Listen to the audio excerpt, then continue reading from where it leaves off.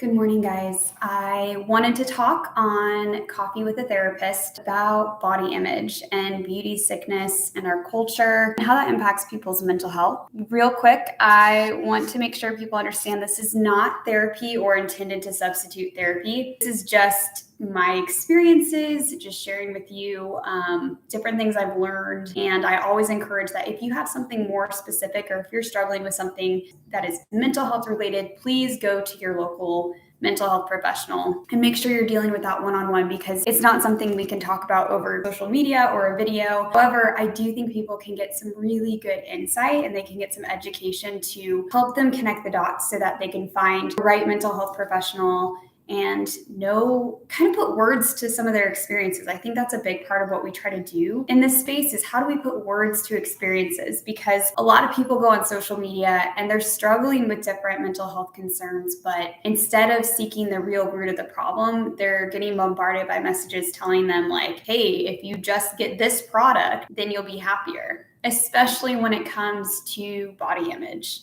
In fact, the higher level view of this is that with body image, without getting on too much of a soapbox, when you really think about a big picture, it is not in the interest of marketers who sell beauty products or anything related to beauty, weight loss, dieting, any of those different items. It is not in their best interest for people to have a healthy relationship with their bodies. In fact, it's in their best interest and it makes better money for them and they're able to advertise more successfully when people are in a space of fear and feeling like they're not enough. And so over time, it's interesting how you'll see in culture, things have shifted where we as a culture more and more struggle with body image and struggle with fears around not feeling like we're enough when it comes to what we look like. And this is across the board for both men and women. However, we have seen a trend that it tends to be more focused on women who they tend to objectify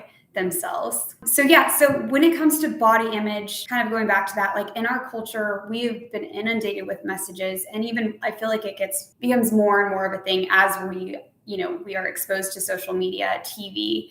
Back in the day, it used to just be like magazines and TV, but think about nowadays, people are attached to their phones and they're constantly being exposed to these underlying messages that say, hey, you're supposed to look a certain way.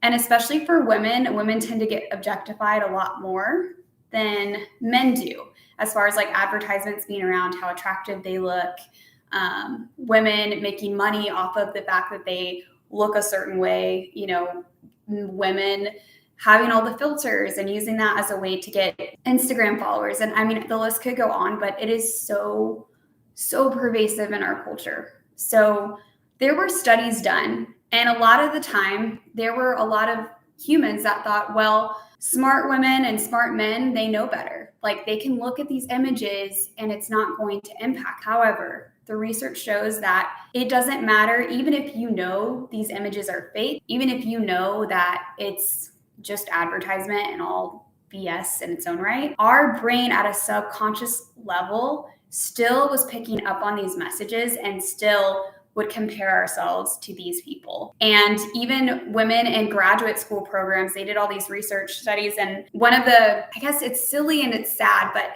there was a professor who was talking about this. She's like, these results, like it's terrible. And people were asked in this, very unscientific research study of like, hey, would you rather be hit by a truck or be beautiful? And it wasn't that, the actual question itself was necessarily scientific, because they're like, yeah, like 70% of women said they'd rather be hit by a truck than to be overweight or whatever it was. And what was more interesting was when that professor shared that with those students, instead of them being horrified and thinking that was terrible, they asked questions. They were like, how fast is this truck going? Is this like a 16-wheeler or, a smaller truck?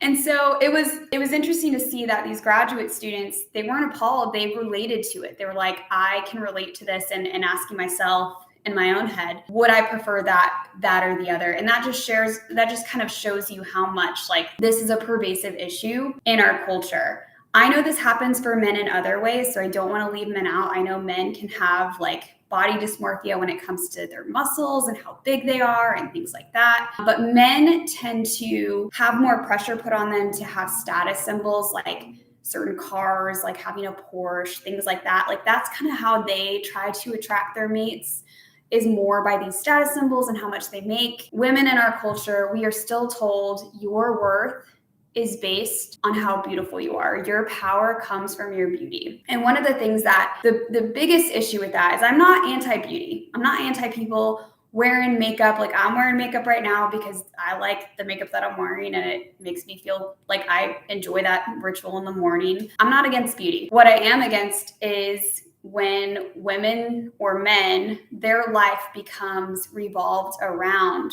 these messages of like, I have to look a certain way or I have to be a certain weight to be okay, to be good enough. And the saddest part is when we struggle with those fears and insecurities and having a negative body image, we spend our time and our energy thinking about losing weight or thinking about beauty products or ways we can like make ourselves look better instead of putting that energy into other things that we care about and that are more important to us. We lose our creativity because, again, we are putting our energy into what we look like and how we appear to the world instead of experiencing the world for ourselves and putting that into what we care about in the world. And so that is like the like unspoken issue that we see with like body image and mental health. I think a lot of people put way too much energy into what they look like to the world. And because of that, they're not able to do as much in the world and affect change and be the person that they were meant to be and feel good. Like they're not able to experience the world and be in touch with themselves because, again, if we're putting our energy into what do I look like to the world, we're essentially objectifying ourselves. And instead of experiencing the world, we're saying, how do I look to the world? How will other people objectify me? And accepting the objectification of other people. So I think when that word gets thrown around, a lot of people think, oh, men are the ones who are objectifying us, which they are. And it's because of culture. And it's not because they're bad. Like, it's not because they're actually men. Like, they are raised in a culture and taught to objectify women. Also, women objectify women and women objectify themselves. And so it's an issue of understanding that it's everybody objectifying, mostly women, because that is how it is. And I'm not, again, I know some people are going to be like, men struggle with body image too. And that is true. And it may be more around some issues of control and things like that. And because we do have some beauty sickness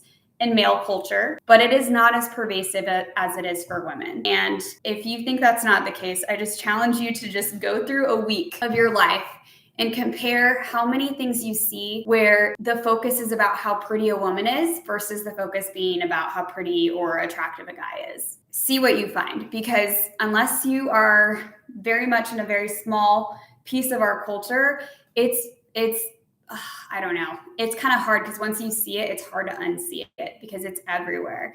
And it's not to say, hey, you have to hate on it or hate on women that objectify themselves or even yourself for that struggle. But it's more, how do we understand this and catch ourselves so that we can start that change for ourselves? We can start saying, I can't control all the things going on in our culture, but what I can do is be one person in our culture that is slowly making a change.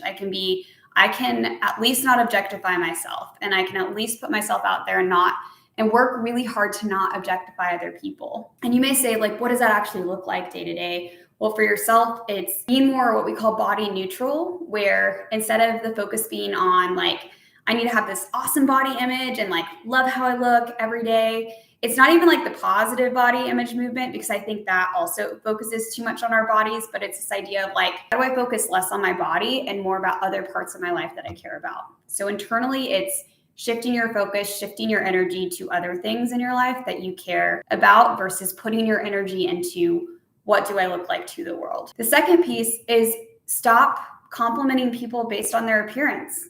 I mean, the underlying message, if we tell people, hey, like, you're so pretty, or you're so thin, or you're so this, it's telling people that that's where our focus is and that's what they need to like also focus on to get kudos and to be seen in this world or appreciated in this world. So especially little girls, and I know it sounds silly, but a lot of people, when they see a little girl, they're like, you're so beautiful, you're so this.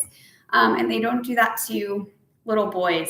And so think about how, like, over time, that just subconsciously sinks into people's psyche. Now, you might slip up and do it, because I still at times will say things and I'm like, I just did it myself. But I think the goal is to work on, like, how can I find other things to compliment them about? How can I say, hey, you look like you are just having a great time. Look how strong you are. Look how much you care about people. Look how, like, you just, like, make it more about other traits and how they seem like they're shining versus like, you are so pretty, or, your dress is so pretty. And that's where I can struggle too. Like, sometimes I compliment people on their outfits, but I try to do it more about, like, I like what you chose. Like, I like your style versus like your outfit itself is necessary for you to be great in this world. But even then, arguably, like, if we could just find things to connect with people on that don't have to do with appearance, that's also a positive thing. The third thing that people don't think about is don't subscribe or put into your personal social media and consumption, like, things that are objectifying of women. So if there are Instagram accounts that, like, the main focus is beauty, or the main focus is sexual objectification of women or men, to just be real about that and to not follow that. I'm very intentional about following people of all different backgrounds and shapes and sizes. And that's really important for my brain, because I know subconsciously, like, my brain, it will get into a bad space if all I'm following are people that look the same. And that goes across the board at, like, different backgrounds coming from different countries and different viewpoints. It's really important that we expose ourselves to diversity, and that, to be real, most of the accounts that I follow have something to do with, like, mental health or something that I'm trying to learn. So I've been, learning more about money and finances. And so I've been following some of those accounts. And so they tend to be focused on, like, education versus, like, what a person looks like. And again, I'm not hating on people that like fashion or things like that, but if you do, make sure you follow influencers that have different body types, so you're not just looking at fashion from, like, one specific body type, because it does impact our brains and we do compare as much as we'd like to not. So those are some 3 tangible things. Stop telling people they're beautiful, which, again, it sounds so silly, because when you say that, it's like, wow, but also don't say that they're ugly. That's also not what I'm saying. Find other ways to compliment them and talk about different things.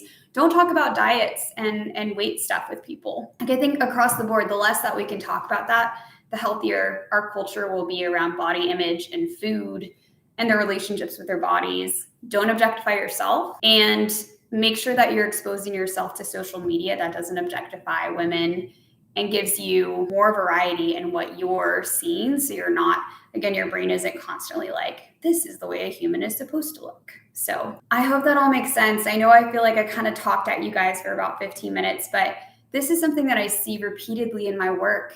And it's devastating to see how just very caring, passionate, intelligent humans can spend their time just losing their power. I mean, I think some people think beauty is power. I think it's losing, it's disempowering for us to think that the only thing that we bring into this world is what we look like, and that's the number one important thing for us to be okay and make an impact in this world. So I hope that, I know I'm kind of throwing a lot out there when it comes to body image and mental health, but if you have any specific questions, please let me know.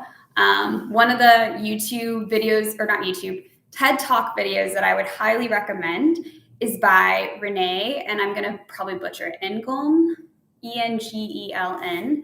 And she talks about beauty sickness and goes into depth, like the research that she's been doing around this. And it's amazing. I've shown it to almost all of my clients that really struggle with body image. It's called Beauty Sickness. It's really, really good. I talked about a few of the things that she discussed in this live today. So that would be another great resource.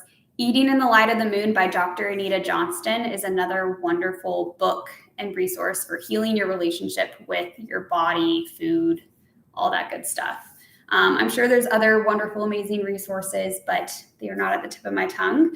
I do talk about this briefly in my book, Beneath Your Bullshit, or Beneath Your BS.